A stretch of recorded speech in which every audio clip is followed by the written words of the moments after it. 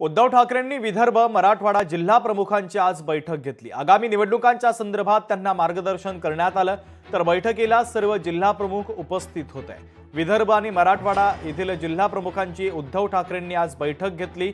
आगामी निवडणुकांच्या संदर्भात स्थानिक स्वराज्य संस्थांच्या संदर्भात ठाकरे यांनी या संपूर्ण जिल्हा प्रमुखांना मार्गदर्शन केलेलं आहे।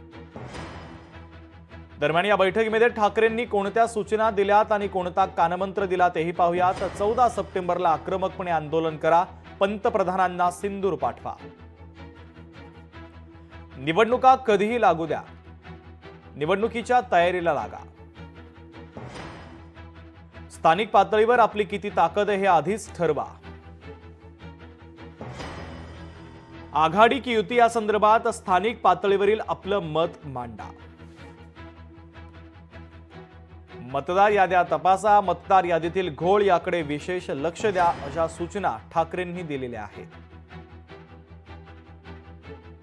तर गल्लीपासून दिल्लीपर्यंत नेत्यांचे भ्रष्टाचाराचे मुद्दे समोर आणा।